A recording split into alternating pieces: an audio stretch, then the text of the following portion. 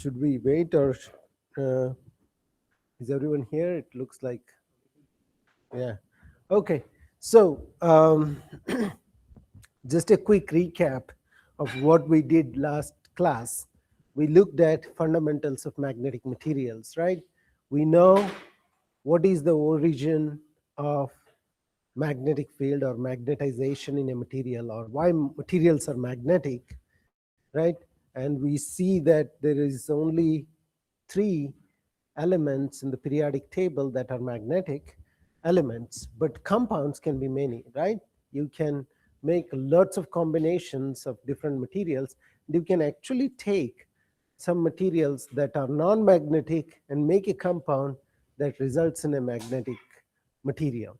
So as long the criteria is you have to have unpaired spin, right? So as long as you can have unpaired spin, you get net magnetization. So that's the criteria. And you looked at different magnetic materials, ferromagnetic materials that has the highest uh, relative permeability or susceptibility, which is equivalent to having high conductivity, right? So these are the materials that will give you high torque or high heating or high whatever it is. Sometimes change in resistance, sometimes change in polarization of the light, whatever it is, right? So these materials have because they have high B, so they will have higher effect on other properties. Okay, so today I think it's better if I just go all the way.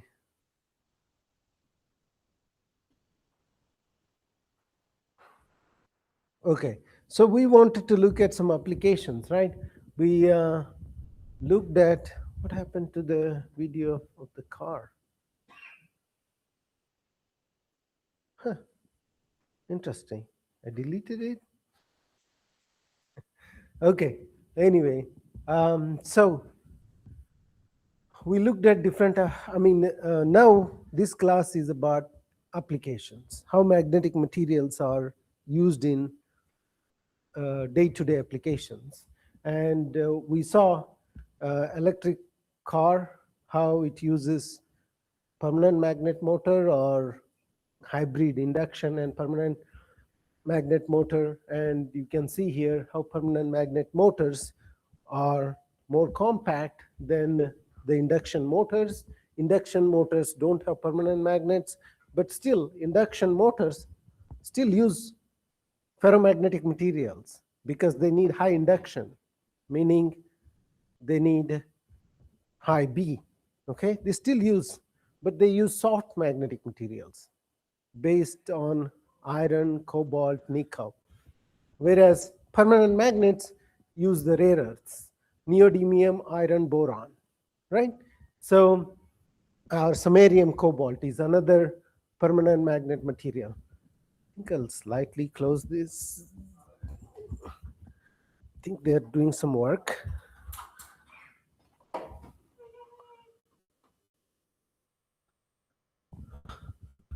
So um, those are some of the applications in motors.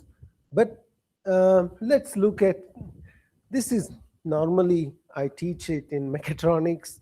So this is basic principle how motors work by Faraday's law of induction. It needs this is a permanent magnet motor. It's not an induction motor. Here you have permanent magnets, and here there is a winding coil, right? It's usually copper winding, and when you pass current along this coil and in a magnetic field, so by Faraday's law of induction, FIB, take right hand, FIB. So you align your B in the direction, and current is going this way in the first cycle. So if the current goes that way and the field is this way, the force will be downward. So it will uh, rotate counterclockwise. Okay, just use your, if I do, I have to do some acrobatics here. FIB, right? B is here, I has to go this way. So you see my thumb, it's downward, right? So that's the downward force on this arm. But the current comes back here, so it will experience upward, downward, upward. So you get a torque, right? So that's the basic principle of motor operation. And it's, again, high school physics. So that if you have AC, then you have some advantage there. If you have DC, you have to have different commutator. It's also your basic electrical, probably in first year you have studied in engineering. So that's how the motors work. They need a lot of permanent magnet for the permanent magnet motors. If it's an induction motor, this permanent magnet is replaced by, what do you think it is replaced by? So you need a magnetic field, right, to get this rotating. So if you don't have permanent magnet in induction motor, what do you have?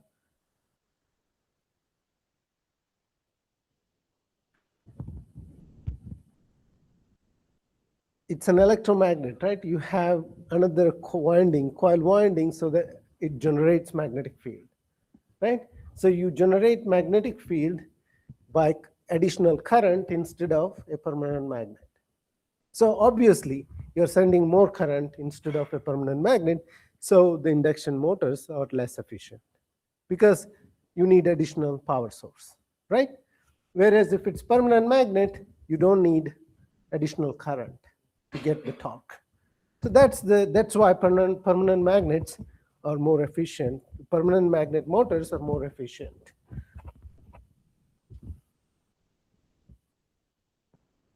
And look at, if you take a DC permanent magnet motor, look at the linearity of current versus torque. It's so straight line, that two passing from origin. That means it's easy to control, easy to predict the torque. Just you want certain torque, give an equivalent current, you get certain amount of, it's very predictable. So that means this linearity, actuators or sensors, is very important. Okay, which means you can exactly get the amount of torque you want for a given amount of current, right? So you can change the current to get the torque you want by a simple expression. That is DC permanent magnet motor. For induction motor, the current torque relationship is not so simple.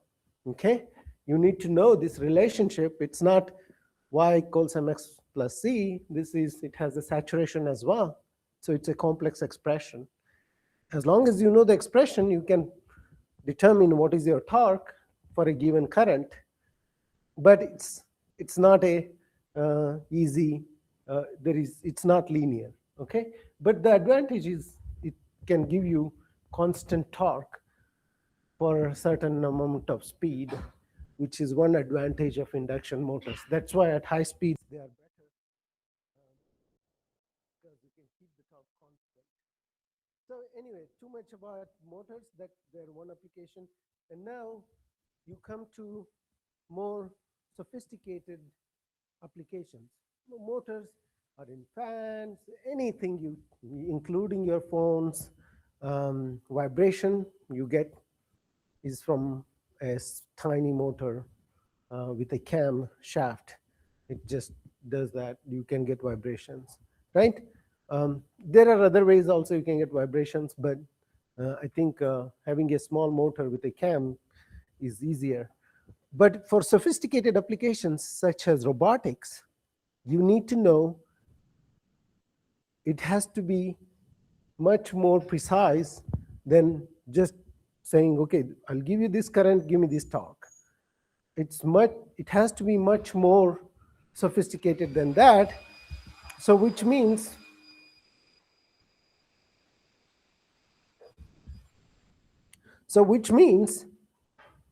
You have to have high resolution, meaning any small amount of current should give you a small amount of torque. So stepper motors are used that for that purpose.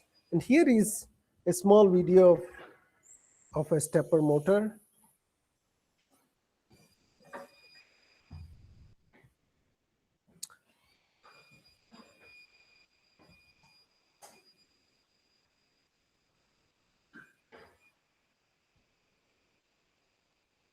Stepper motor is a brushless DC motor that Why is it not? It got disconnected.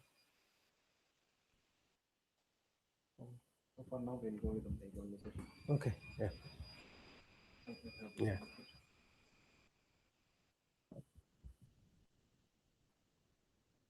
That's good. rotates in steps. This is very useful because it can be Can you precisely hear? positioned without any feedback sensor, which represents an open loop controller. The stepper motor consists of a rotor that is generally a permanent magnet and it is surrounded by the windings of the stator. As we activate the windings step by step in a particular order and let current flow through them, they will magnetize the stator and make electron. So in stepper motor, the permanent magnet rotates and the winding is current is from the stator. Whereas in DC permanent magnet motors, the magnetic field is coming from stator and the rotor is the coil, right? It's the other way around in stepper motor. Magnetic poles, respectively, that will cause propulsion to the motor. So that's the basic working principle of a stepper motor. There are several different ways of driving the stepper motor. The first one is the wave drive or single coil excitation. In this mode, we activate just one coil at a time, which means that for this example of motor with 4 coils, the rotor will make full cycle in 4 steps. Next is the full step drive mode, which provides much higher torque output because we always have 2 active coils at a given time. However, this doesn't improve the resolution of the stepper, and again, the rotor will make a full cycle in 4 steps. For increasing the resolution of the stepper, we use the half step drive mode. This mode is actually a combination of the previous 2 modes. Here we have one active coil followed by 2 active coils, and then again one active coil followed by 2 active coils, and so on.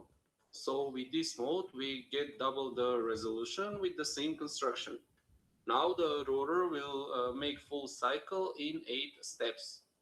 However, the most common method of controlling stepper motors nowadays is the microstepping.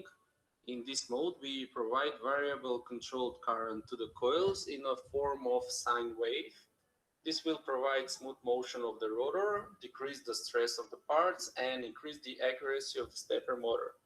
Another way of increasing the resolution of the stepper motor is by increasing the numbers of the poles of the rotor or the numbers of the poles of the stator. By construction, there are 3 different types of stepper motors: permanent magnet stepper, variable reluctance stepper, and hybrid synchronized stepper motor.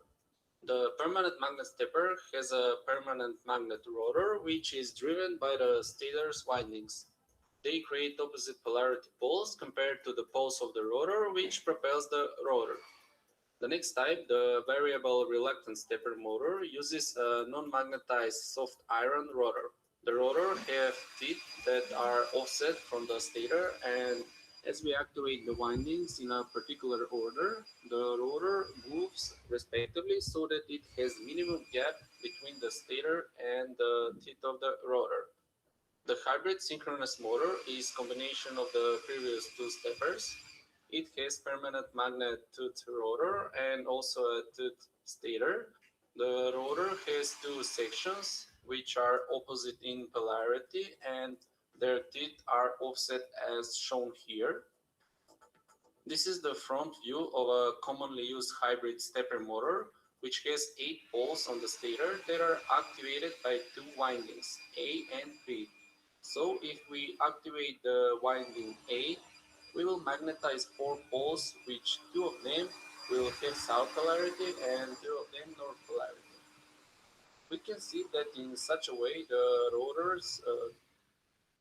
So I think you got the idea. So these are the stepper motors which need both soft ferromagnetic material as well as hard ferromagnetic materials in order to um, get high resolution in a motor. So just recently, oh, this has come here.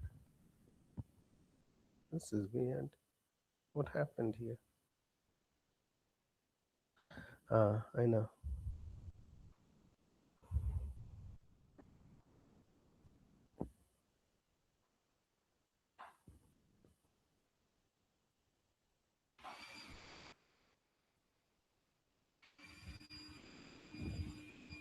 So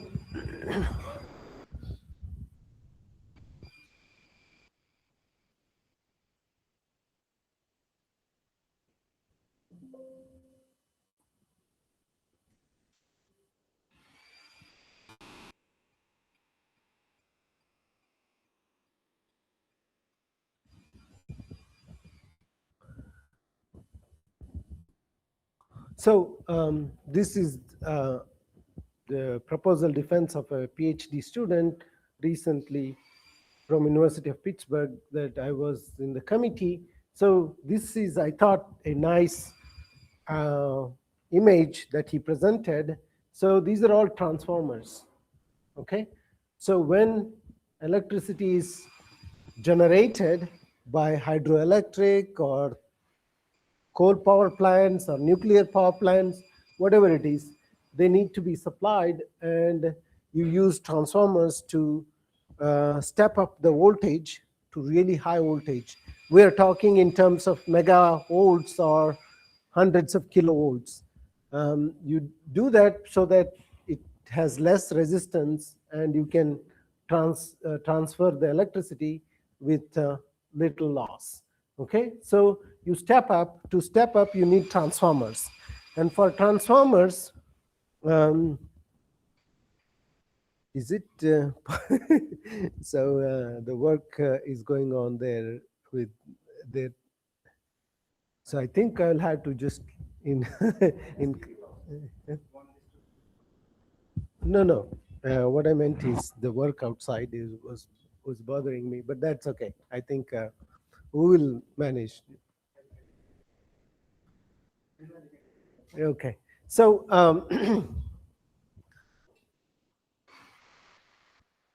so the transformers are nothing but electrical steels. You take the regular steel, add some silicon, and you get what is called as silicon steel or electrical steel. So these steels also, you remember the soft ferromagnet and the hard ferromagnet. These are soft ferromagnets. They don't have any coercivity. Well, they have very little. When you see them, the area is very little, so there is no heat loss, because when they transfer the energy, the electricity, it's a AC signal, right? It goes from peak value to 0 to negative, and again it does 50 times. It's 50 hertz signal, right? 50 times in a second. So that means you cycle through the magnetization curve 50 times with that material, with transformer materials.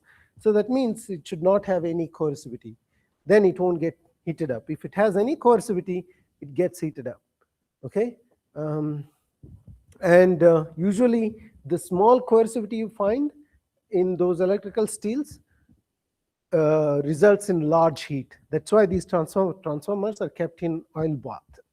Okay? And most of the time you hear transformer blowout, it's because of overheating. Okay? So, and also you hear this humming sound, right? Has anybody experienced near transformer, you hear this humming sound, right? That's, does anyone know why do you get humming sound? No, even at low voltage you can get, doesn't matter, high voltage or low voltage. Humming sound is because of another property called magnetostriction.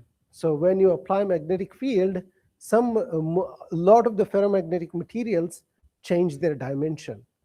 Very small in terms of ppm we're talking about, say 10 ppm, and that small change in dimension creates some sort of vibration, right? And that vibration is nothing but a sound, and that's why you hear that humming sound due to magnetostriction. So you have to reduce magnetostriction, you have to reduce coercivity, and you have to have high saturation so that you can work with high voltages.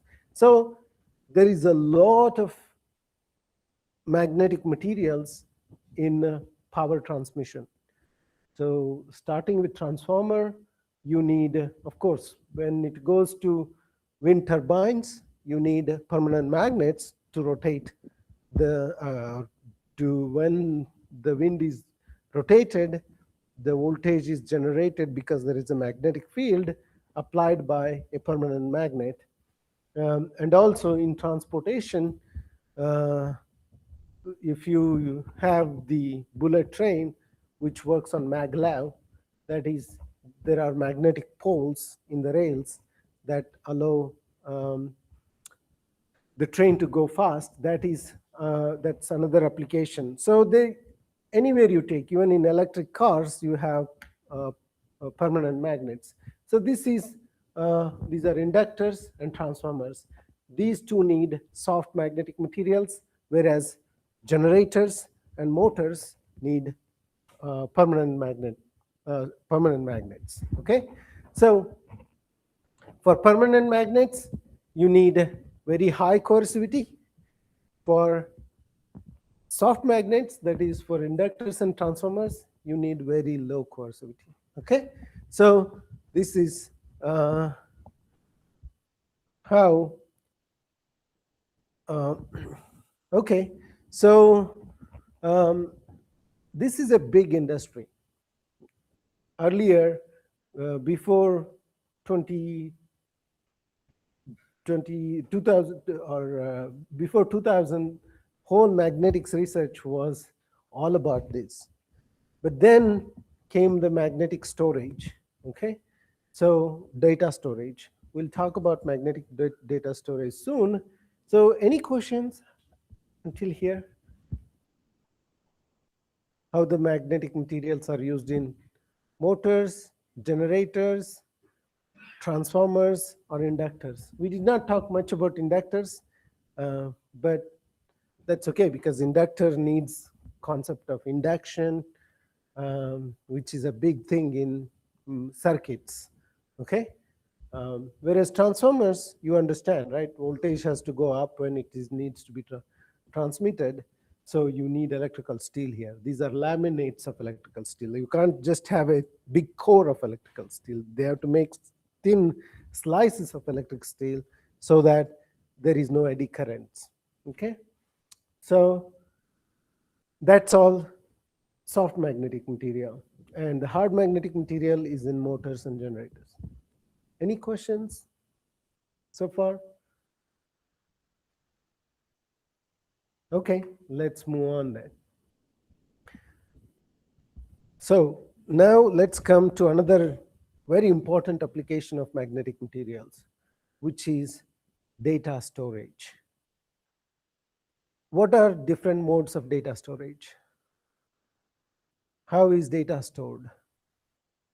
So all your videos, your Instagram posts, Facebook posts, YouTube videos, name any film in the world, any documentary, any presentation that's there in YouTube, right? How do you think such a large data is stored? Yeah, that's through data servers, but how? What data? What is data server?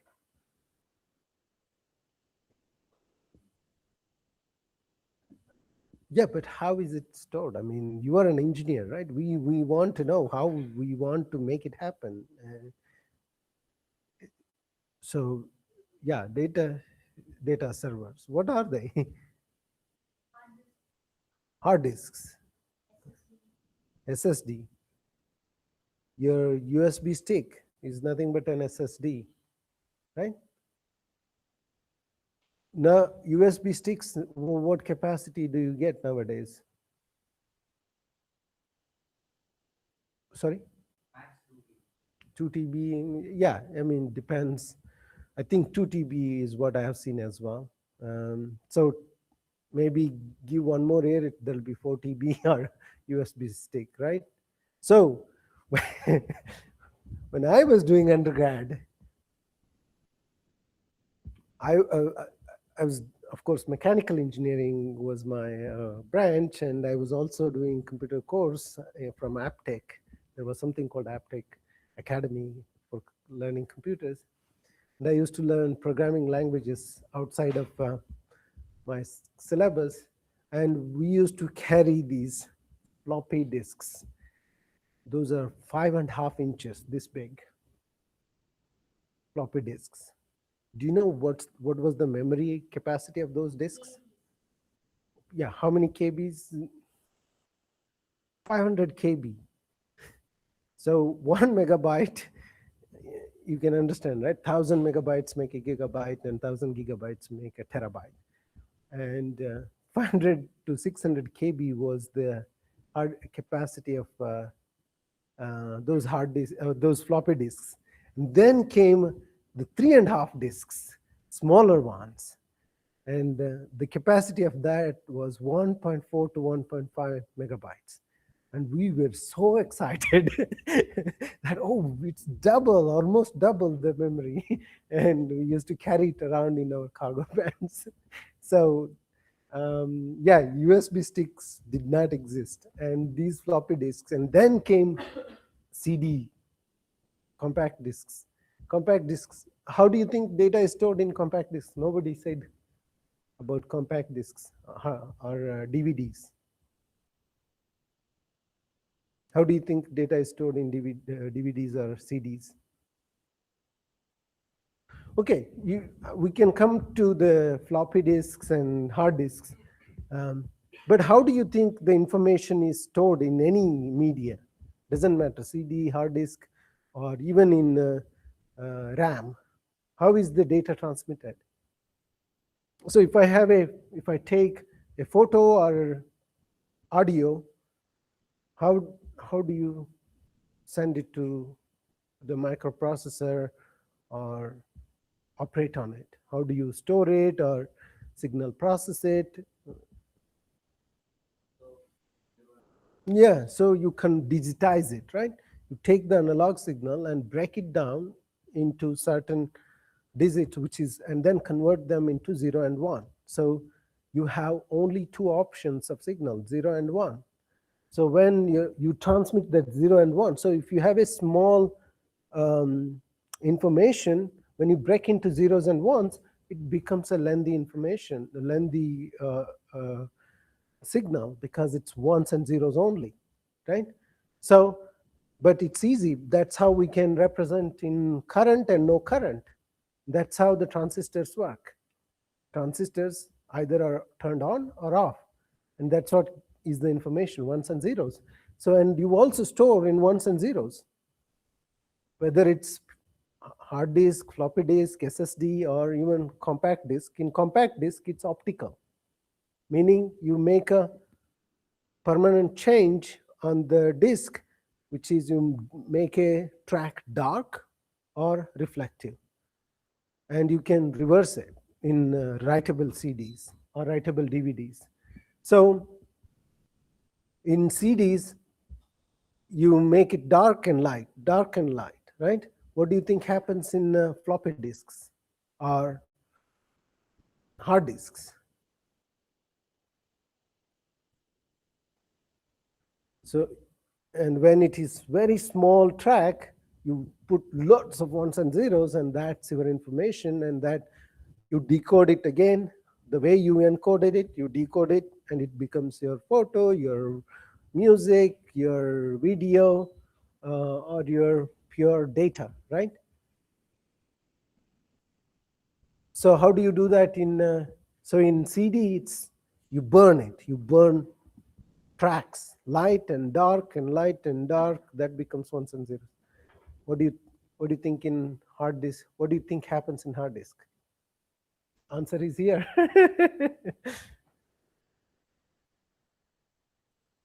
You magnetize in one direction, that's your 1. You magnetize in another direction, that's your 0. Okay, so that means you magnetize in two directions, that becomes your 1 and 0.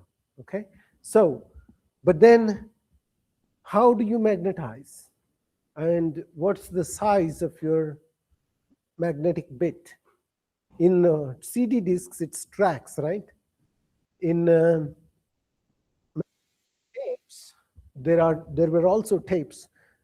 Have you seen an audio tape or a video tape? So those are also magnetic tapes.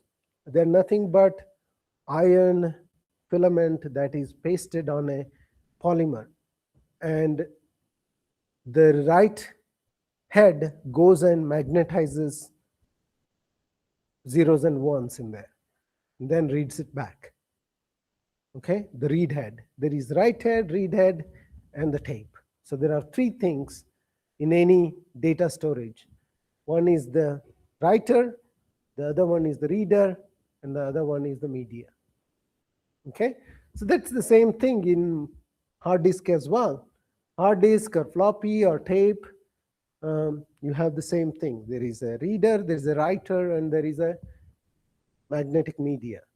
Okay, so the magnetic media should be able to, if you write if you magnetize one small area, it should retain that magnetization, right?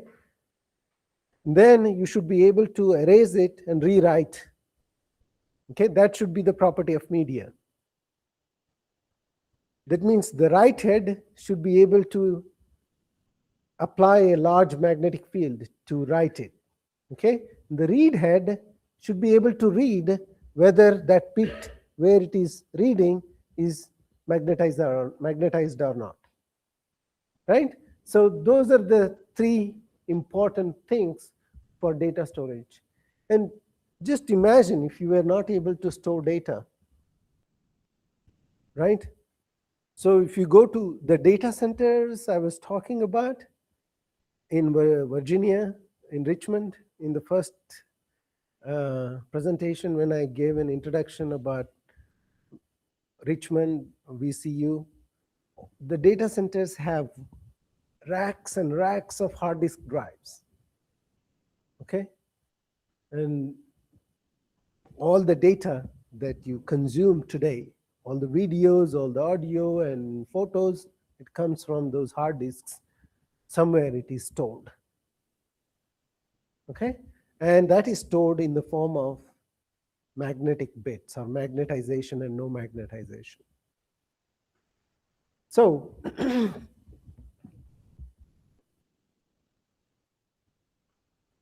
now let's each of them, the media has to have certain property. It has to retain magnetization, and the right head should be able to apply large magnetic field, and the read head should be able to read any small magnetic field. So the sensitivity of the read head should be good. The right head should be powerful enough to write. The media should be robust enough to retain the information, right? That's what is needed for a magnetic data storage device. So hard disks are the ones that have the highest capacity. Floppy disks, because they're just magnetic paint on a polymer. Floppy disks are round, it's same as tape, but it's a round disk, and it's divided into sectors, slightly more sophisticated than the tapes. But hard disks are much more sophisticated because their media is a special material, and the media in a hard disk drive is very which means you can write each magnetic spin or a domain in a very small area. And nowadays the domain width is in terms of 30 to 40 nanometers. Okay, yeah,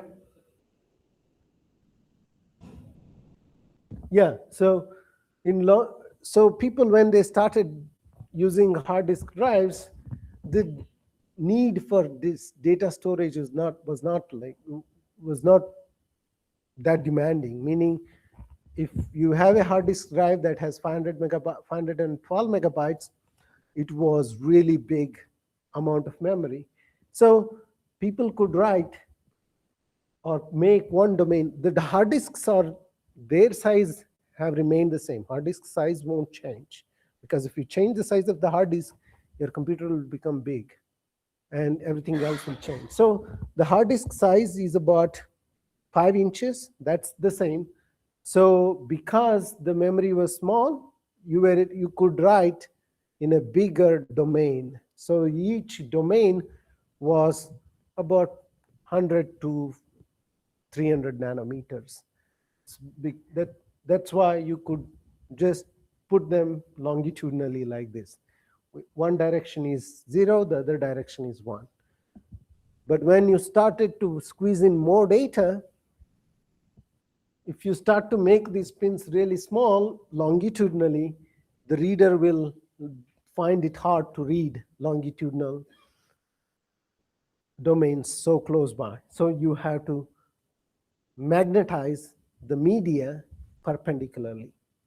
So each domain, this 50 nanometer or 30 nanometer, you can now magnetize up or down. Okay, here it is 100 to 300 nanometers. Here it is 30 to 50 nanometers. So you can squeeze in more data here. Okay, so here is usually, this is a write head, and usually write head, I have other better images. So this was the first hard drive by IBM. You see the size of that.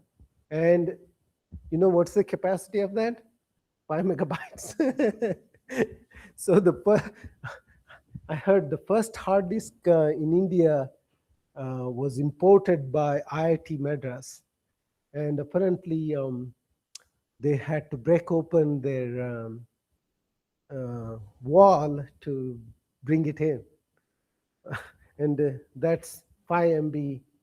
And I think this is the next version. They have stacks and stacks of disks here to store about 5 or 10 MB. And the cost of that was $10,000 per megabyte. So that means this was $50,000. And $50,000 back then is now easily $500,000. So now you can get 4 or 8 terabytes. I don't know, in Indian rupees, it would be 7,000 rupees or 8,000 rupees. You can get 4 to 6 terabytes hard disk. Terabytes from 5 megabytes, you'll get 1,000 times increase. And this is how the hard disk looks like.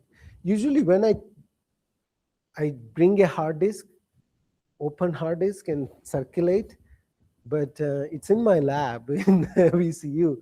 When I teach this class, I bring a floppy disk, hard disk, a opened motor, permanent magnet motor, a stepper motor, and circulate among students just to get a feel. But yeah, I could not put them in my luggage. So this is a same hard disk drive. This is the write head. And as I said, write head should be able to write with very high magnetic field. What does that mean? That means it should have very high saturation magnetization, right? And it should not have coercivity, because you will be writing so many times, it should not heat up. And what do you think is the read head? It has to read. What do you think it is made of? How does it read? What is it? What is a read head? It senses small magnetic field.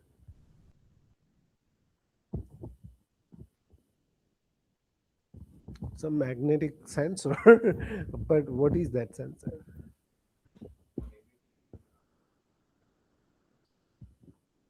but how will particles sense?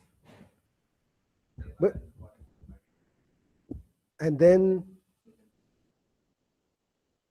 so the particles align, but then what happens? You can't see the alignment. How will you measure the alignment? So I think you are getting there. But so it's that's one way you can build a sensor. But this sensor is built on a phenomena called giant magnetoresistance.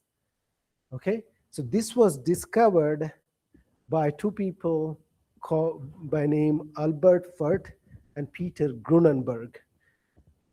And they simultaneously discovered that phenomena wherein they were looking at resistance of materials. And when they put three magnetic thin films together, they saw that the resistance suddenly jumped up, although all three are conducting materials. Okay, so they realized that there is a quantum magnetic effect. When three magnetic layers are interacting, they don't allow the electrons to conduct through the three layers. And that was used, that's called giant magnetoresistance. So that can be used as a sensor. So that means whenever it senses a magnetic field, its resistance jumps up. So if its resistance jumps up, you are providing a voltage. If there is no magnetic field, you get a current because there is no resistance. But suddenly, if its resistance jumps up because it sees a magnetic field, then current either becomes very low or so that's how you sense it. You sense any magnetic field or magnetic domains. Okay, so they both got Nobel Prize in 2008 for discovering giant magnetoresistance, and that changed or increased the storage density so rapidly, and hard disks became so cheap. Okay, so that is giant magnetoresistance, and I think this video will give you a nice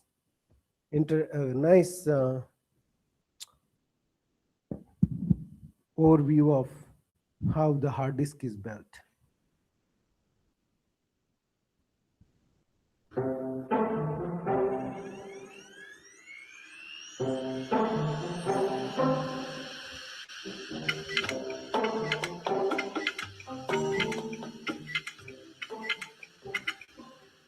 A home computer is a powerful tool, but it must store data reliably to work well. Otherwise, it's kind of pointless, isn't it?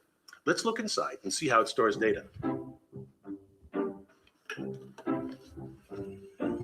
Look at that. It's marvelous. It's an ordinary hard drive, but its details, of course, are extraordinary. Now, I'm sure you know the essence of a hard drive. We store data on it in binary form, ones and zeros. Now, this ARM supports a head, which is an electromagnet that scans over the disk and either writes data by changing the magnetization of specific sections on the platter, or it just reads the data by measuring the magnetic polarization. Now, in principle, pretty simple, but in practice, a lot of hardcore engineering. The key focus lies in being sure that the head can precisely, error-free, read and write to the disk. The first order of business is to move it with great control. To position the ARM, engineers use a voice coil actuator. The base of the ARM sits between two powerful magnets. They're so strong, they're actually kind of hard to pull apart. There. The ARM moves because of a Lorentz force. Pass a current through a wire that's in a magnetic field, and the wire experiences a force. Reverse the current, and the force also reverses. As current flows in one direction in the coil, the force created by the permanent magnet makes the ARM move this way. Reverse the current and it moves back. The force on the ARM is directly proportional to the current through the coil, which allows the ARM's position to be finely tuned. Unlike a mechanical system of linkages, there is minimal wear and it isn't sensitive to temperature. At the end of the ARM lies the most critical component, the head. At its simplest, it's a piece of ferromagnetic material wrapped with wire. As it passes over the magnetized sections of the platter, it measures changes in the direction of the magnetic poles. We call Faraday's law. A change in magnetization produces a voltage in a nearby coil. So as the head passes a section where the polarity has changed, it records a voltage spike. The spikes, both negative and positive, represent a 1, and when there is no voltage spike, corresponds to a 0. The head gets astonishingly close to the disk surface, 100 nanometers in older drives, but today under 10 nanometers in the newest ones. As the head gets closer to the disk, its magnetic field covers less area, allowing for more sectors of information to be packed onto the disk surface. To keep that critical height, engineers use an ingenious method. They float the head over the disk. You see, as the disk spins, it forms a boundary layer of air that gets dragged past the stationary head at 80 miles per hour at the outer edge. The head rides on a slider aerodynamically designed to float above the platter, and the genius of this air-bearing technology is its self-induced adjustment. If any disturbance causes the slider to rise too high, it floats back to where it should be. Now, because the head is so close to the disk surface, any stray particles could damage the disk, resulting in data loss. So engineers place this recirculating filter in the airflow. It removes small particles scraped off the platter. To keep the head flying at the right height, the platter is made incredibly smooth. Typically, this platter is so smooth that it has a surface roughness of about 1 nanometer. To give you an idea of how smooth that is, let's imagine that this section is enlarged until it's as long as a football field, American or international. The average bump on the surface would be about 3/100ths of an inch. The key element of the platter is the magnetic layer, which is cobalt with perhaps platinum and nickel mixed in. Now, this mixture of metals has high coercivity, which means that it will maintain that magnetization and thus data until it's exposed to another powerful magnetic field. One last thing that I find enormously clever, using a bit of math to squeeze up to 40% more information on the disk. Consider this sequence of magnetic poles on the disk surface, 0, 1, 0, 1, 1, 1. A scan by the head would reveal these distinct voltage spikes, both positive or negative for the ones. We would be easily able to distinguish it from, say, this similar sequence. If we compare them, they clearly differ. Engineers, though, always work to get more and more data onto a hard drive. One way to do this is to shrink the magnetic domains, but look what happens to the voltage spikes when we do this. For each sequence, the spikes of the ones now overlap and superimpose, giving fuzzy signals. In fact, the two sequences now look very similar. Using a technique called partial response maximum likelihood, engineers have developed sophisticated codes that can take a murky signal like this, generate the possible sequences that could make it up, and then choose the most probable. As with any successful technology, these hard drives remain unnoticed in our daily lives unless something goes wrong. I'm Bill Hammack, the Engineer Guy.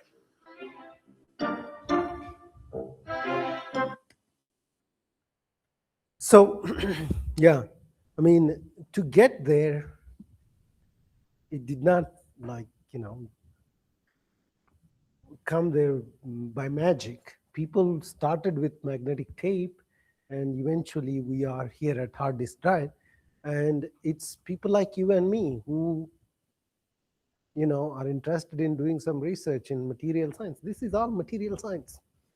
How you increase the coercivity of the platter so that it can retain the information. How you increase the saturation magnetization of the core that writes.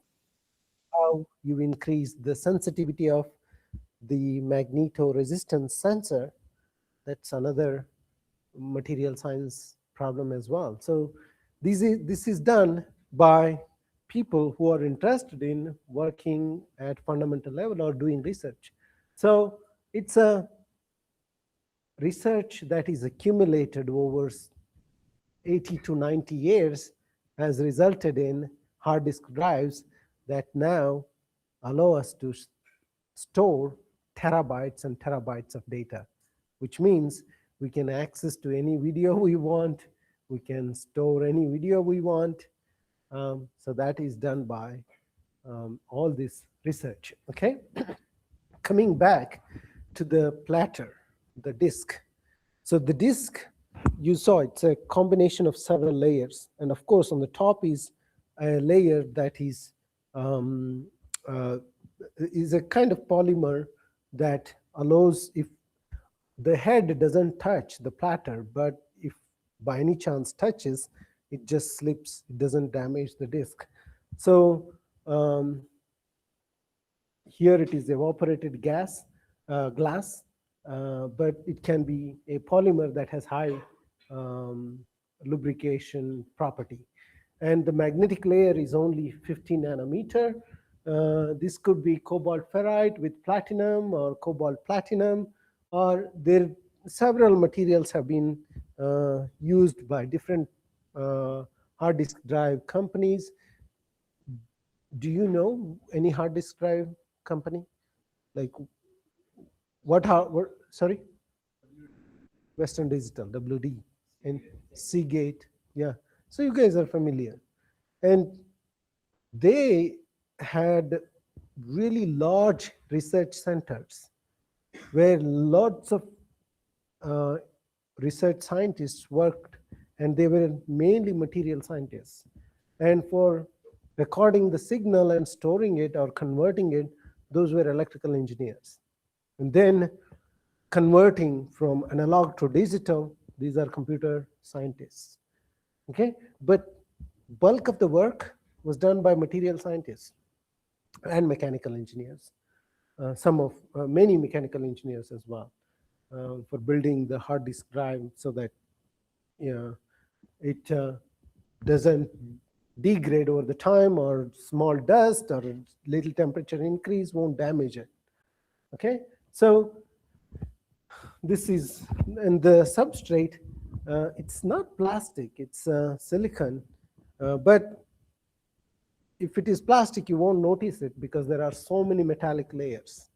Okay, so that is several layers, and these are thin films, meaning 50 to 100 nanometer coatings. That means you have to have very sophisticated machine that can deposit nanometer layer of material. Okay, so when you look at the hard disk drive, the magnetic layer, cobalt, iron cobalt, or cobalt platinum, or gadolinium terbium. So this is how the domains look like. And these are also, so here is one place where you can assign one grain to one domain. Okay, so each of them can be considered as a domain, but they are also grains. So you basically, these are polycrystalline samples with different grains, and each grain can be a domain. Okay, not can be a domain, is a domain. Okay, so you can magnetize each domain or group of domains, these domains up and these domains down. So when the sensor reads, different tracks have different information. Okay, so, and the tapes, of course, this is 80 nanometer.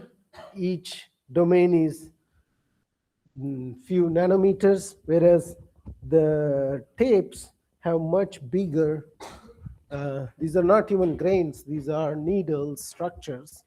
So those have, each needle structure has multiple grains.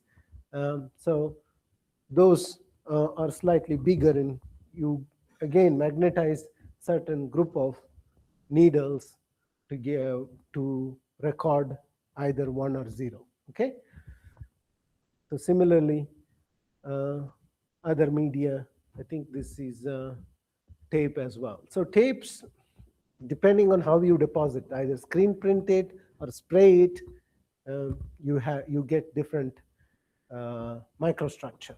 Okay, so now the question is, how much, I mean, now we can store 8 terabytes in a 5-inch disk, right? Why only 8 terabytes? Why can't we store 100 terabytes? What's limiting us?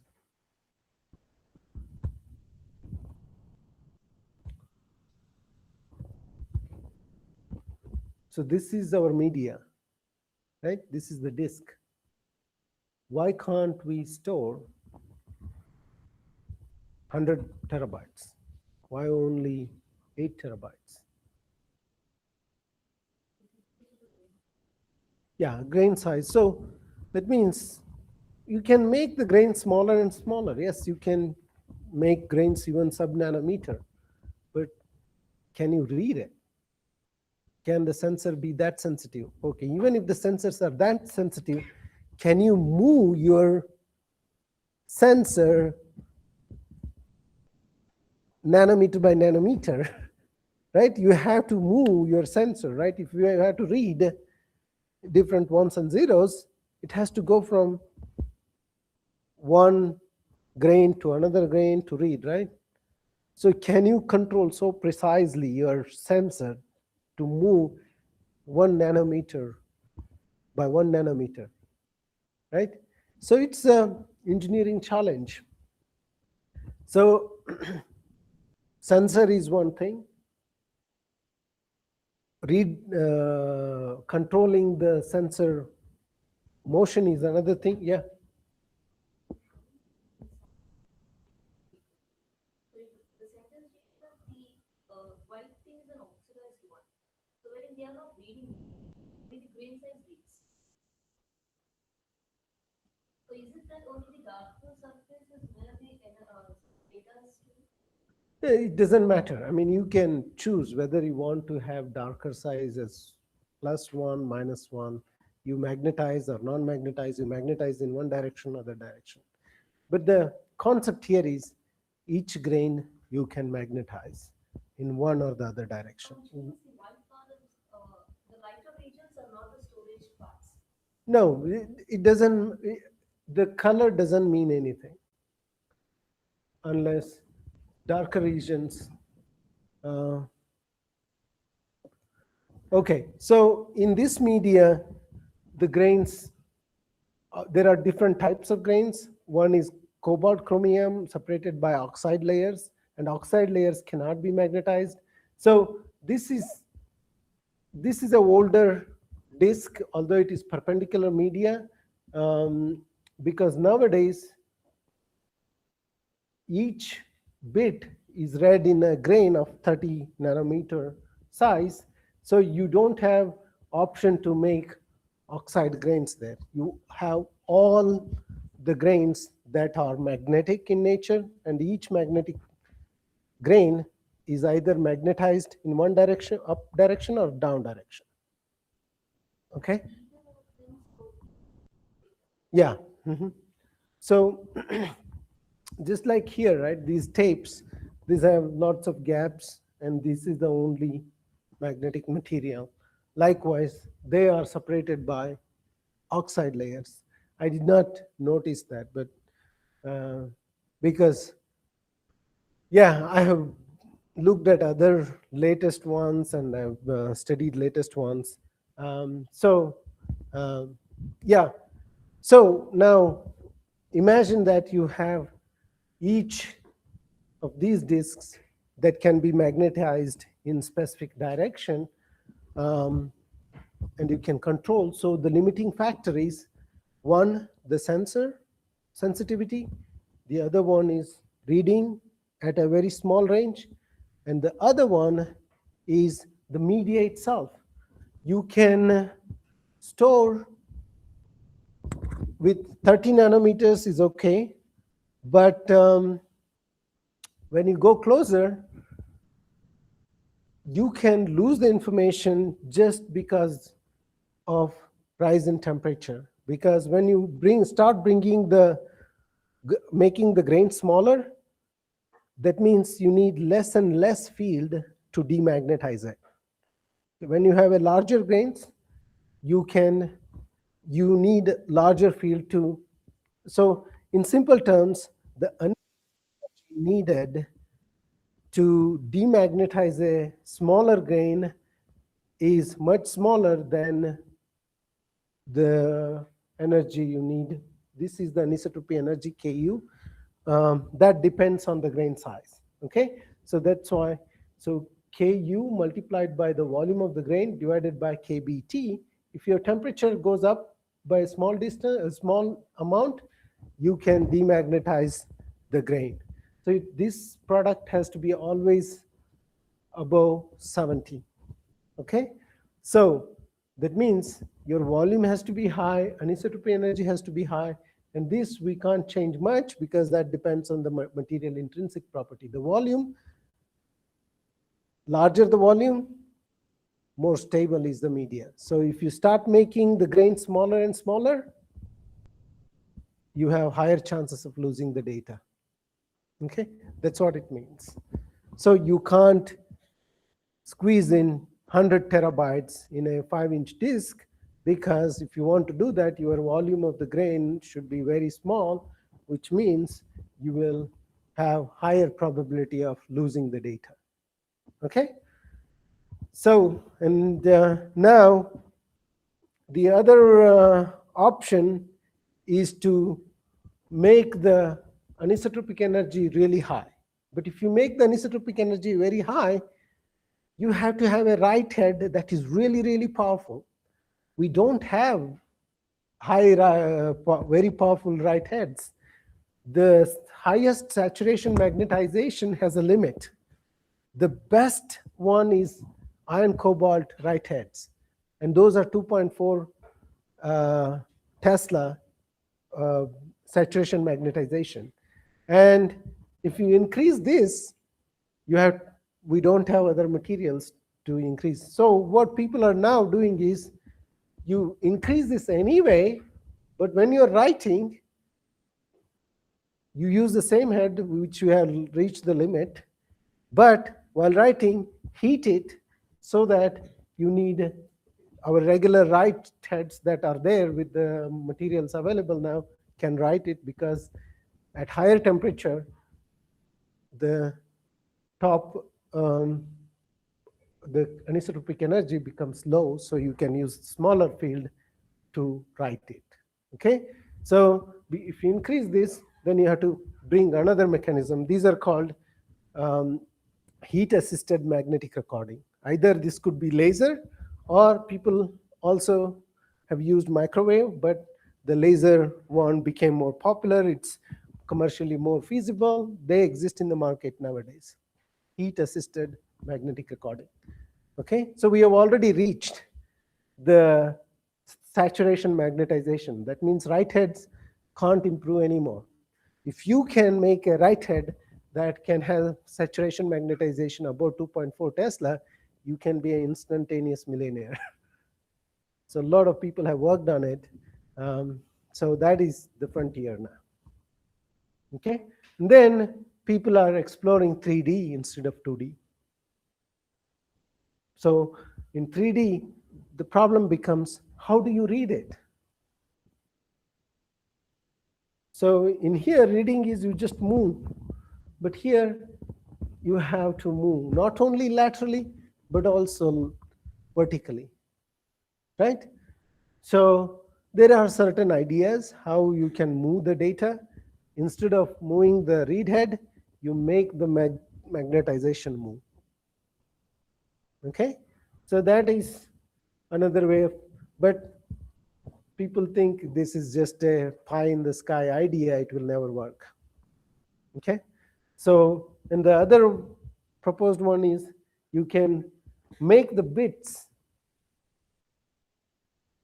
each individual bits separated, use lithography, as opposed to, you saw the clusters of grains, right? Instead of clusters of grain, you write each grain separately in a certain pattern, which means you have to use nanolithography, which is done for processors and microchips. So you use that one, but then the process becomes very expensive. This is another idea which can increase the memory density. So how are we doing? We have another 20 minutes. So this is PMR, that is perpendicular magnetic recording. What you saw in the video is parallel, right? It's not perpendicular, lateral, right? So that is an old video as well. Now you have perpendicular media. That increased storage density quite a bit. And then came PMR plus. I don't know what that did, but after PMR is the hammer, heat-assisted magnetic recording. That increased the density quite significantly high, which is, this is, so we used to, terabyte per inch square was the, when I was, this one, 1 terabyte per inch square, reaching this was a big milestone. This is when I was doing PhD No, this, I thought they reached this much earlier. But anyway, so 1 terabyte per inch square was a big milestone. If you could reach 1 terabyte per inch square, that was unfathomable. But now you can get almost close to 10 terabytes. Okay, so this is Hammer. We are here right now. Somewhere, oh, we are already here. HDMR is heated dot magnetic recording. So basically, they are improving the media and using the heat laser. Okay, so that took a lot of research, because when you do the laser heating and cooling has to be so fast. You know how fast the disk drive rotates?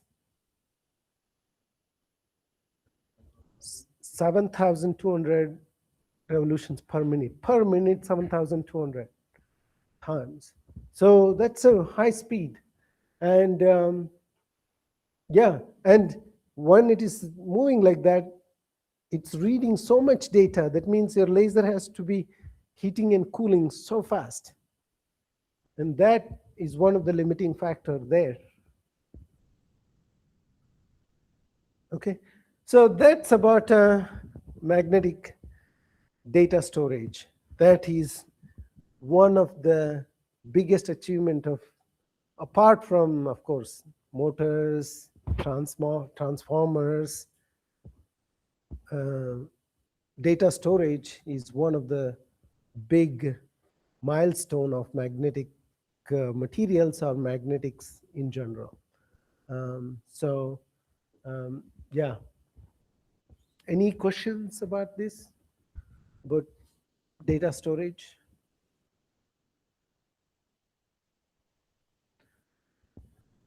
And now a lot of people don't use hard disk drives, right? What do you use? SSD, right?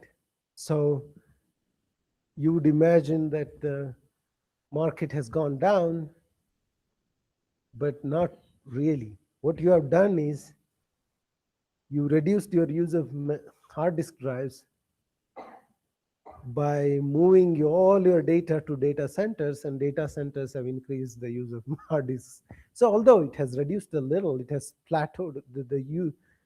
The way they count is number of hard disks shipped per year has kind of saturated now, is saturating now, because there is no consumer grade, consumer level.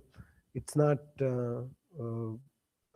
people are not using hard disks, but the data centers are using.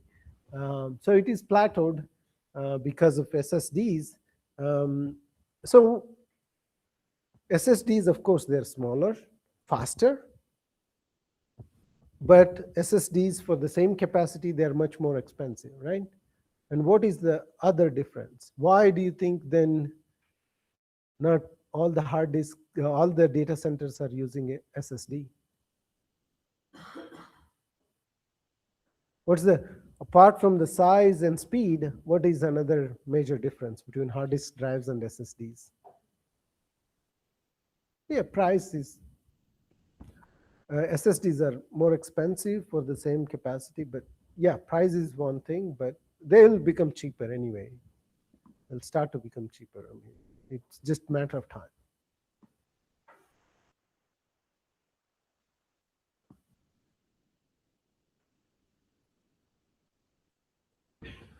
Reliability. So any small mechanical damage to an SSD, you will lose the data. But any damage to hard disk, you can retrieve the data. It's all there in the platter. Okay, and also the lifespan of SSD, the way it works is what is called as a floating gate.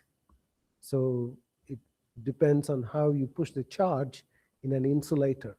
Yeah, just like how we magnetize and demagnetize, there we are making a small layer conductive and non-conductive.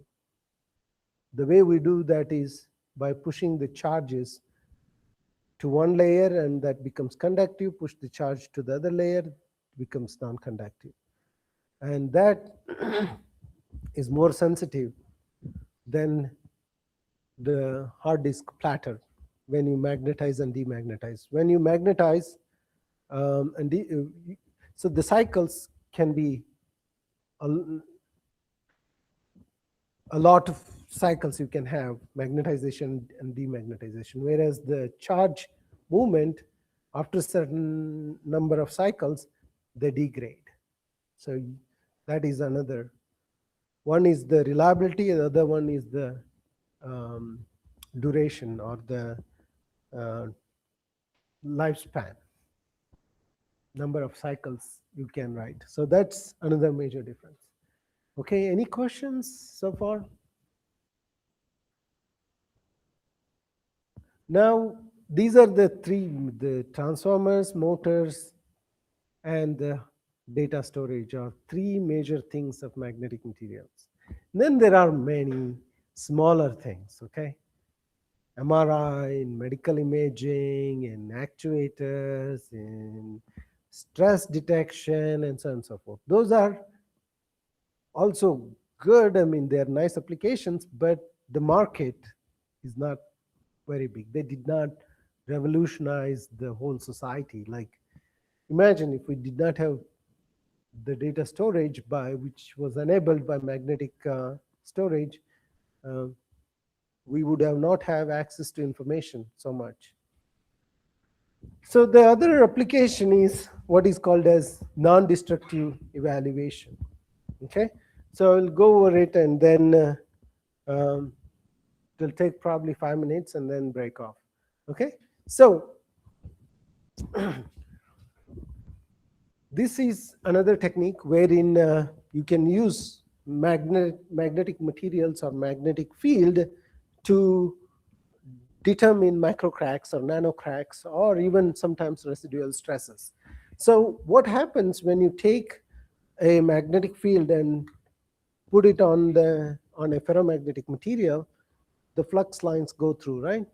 And flux lines like this and come and join. And if you keep another sensor here, magnetic sensor, which is a Hall sensor, you can read how much flux is going through. And you can, depending on there is primary coil and secondary coil. Primary coil, you supply the current and you know how much field it is generating, and the sensor should generate so much field. If there are any micro cracks, the flux lines deviate. When the flux lines deviate, your sensor will show different amount of magnetic field. This is a sensor which is a secondary coil. Basically, the nice thing about generating magnetic field and sensing magnetic field in crude sense, okay, not the data recording, that's very sophisticated, but in here it's a crude sense. Look at this, is how he generates magnetic field. It's this big. You just take a iron core, wind some copper wires and supply some current to that wire. Depending on the number of turns and the amount of current, you can determine what's the magnetic field coming out of this big yoke, right? Iron core yoke. So you generate a magnetic field. Now you place another winding coil just in between somewhere that senses the flux line. So as soon as the fields are formed, the coil here that is not connected to any current will have an induced electric field, because as soon as the flux come, a time varying magnetic field will induce a current in these coils. So that's called secondary coil. So secondary coil can be used for sensing magnetic field. So you always have a primary coil and a secondary coil. So primary coil generates the field, secondary coil reads the field. Okay, so it's not very complicated to do this. And so when secondary coil reads, and depending on what level of cracks and stresses you have in the material, the secondary coil will read different amount of magnetic field.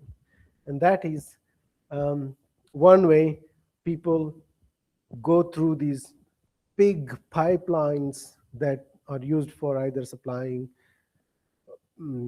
petrol or gas or whatever it is, or water, to see if there is any micro cracks or any damage. But it's a manual process. Even aircraft wings earlier, which were made of some ferromagnetic material, now it's all composite and aluminum, some aluminum alloy. So you can't use, for this to work, your material structure has to be ferromagnetic material, right? If it's not ferromagnetic, it doesn't matter. The flux won't go through and it doesn't matter.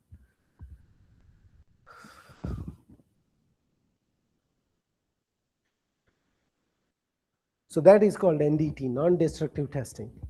And the other one is slightly more sophisticated, is where you can, it doesn't matter with the cracks or micro cracks or nano cracks, even if there is residual stress, you can sense it. This is much more sophisticated and complicated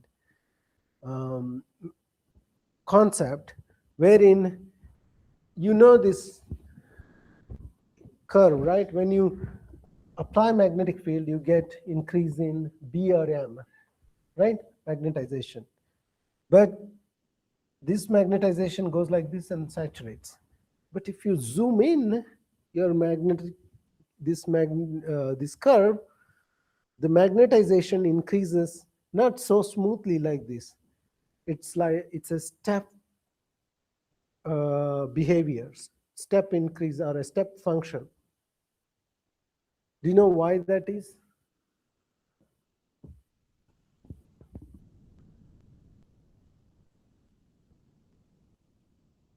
So, yeah, we did not cover that, but I'm hoping somebody can guess. So when we increase the magnetic field, of course, in different axes, you have different permeability, different materials will have different level of increase in the magnetic field. But if you zoom that in, you find that's the same thing with the hysteresis curve as well. You zoom it in, you see these steps. Why do you think that is? Sorry? Voids?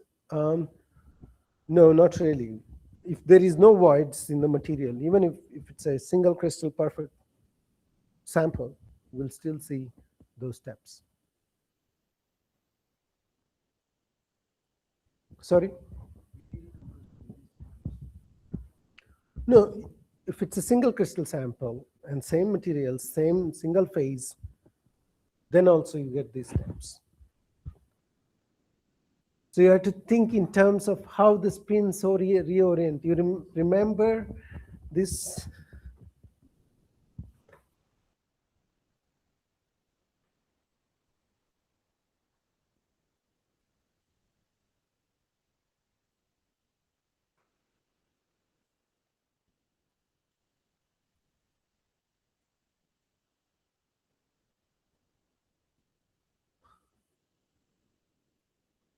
Remember that? What's happening here?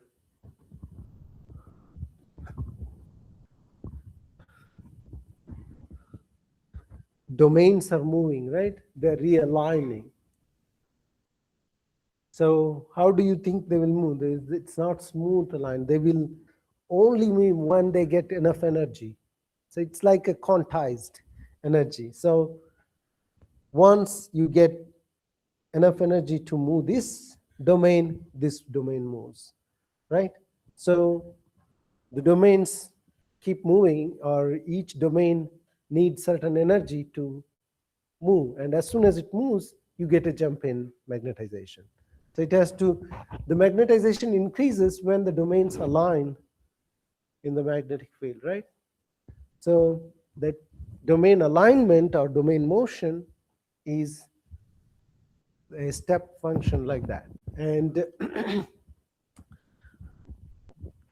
that domain motion, you can pin it depending on how many dislocations you have or point defects you have. So one of the way to increase coercivity is by pinning these domains. So introduce a dislocation or a point defect, the domains take more energy to move. Then you get larger steps. So when you pin the domains, you also get larger coercivity. Okay? So these step-like functions can lead to sudden increase in magnetization, right?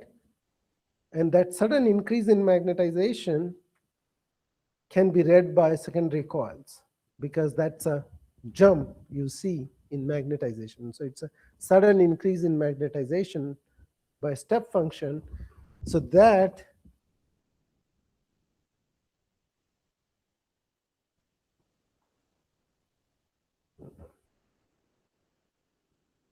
yeah, so that can be read by a secondary coil. Okay, and this is discovered by a guy called Barkhausen. So that's why these are named as Barkhausen emissions. So you see these burst of noise coming into your secondary coil when you are, so it looks like this, bursts of small signals in secondary coils, but they're very small.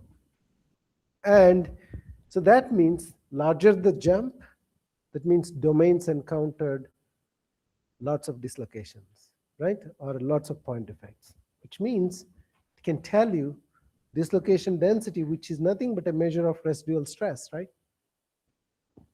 So you can correlate these jumps to the stress in the material. And it's not a straightforward correlation. So if you want to correlate that, this is the equation that correlates the Barkhausen jump. That jump results in a Barkhausen voltage called VB, okay, is given by the mu naught, the ND is the, this is the, oh my God, I forgot, demagnetization field. This is the demagnetization field, and this is M reversible. Again, reversible, this is irreversible. This is changing delta H, and this is the area. So it depends on all these parameters, and that can be correlated to residual stresses. So it's again very, so if you have a stress-free material, your jumps are smaller, but if you have a tensile stress, it's much bigger. A compressive stress will decrease the signal compared to stress-free material. Okay, so with that, I think I'll conclude the magnetics chapter. We'll look at another special kind of magnetic materials, which is my research, which is related to refrigeration and cooling. But this is magnetic materials, fundamentals of magnetic materials and its application. I teach it as a subject. So I taught it in 2 classes. Okay, so this is a whole subject by itself, magnetic materials. And of course, we solve problems, we calculate the saturation magnetization, we calculate the coercivity, and so on and so forth.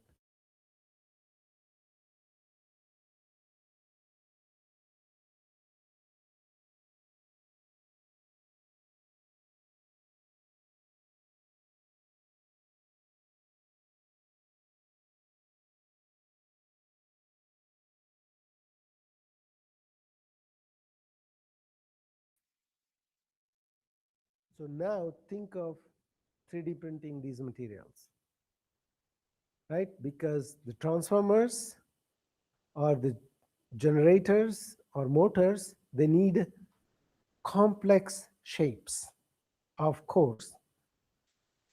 Okay? So regular machining will either induce some residual stresses or is not possible in many cases. Remember that stepper motor, how complicated it was? Machining that with a magnetic material is really hard. That's why we need additive manufacturing. So in additive manufacturing, we can control, because it's layer by layer, we can control quite a lot of things, but also it's slow process. And getting the right density is also a challenge. Okay, so I think with that, we will, it's already 11:02. We'll break for coffee or tea.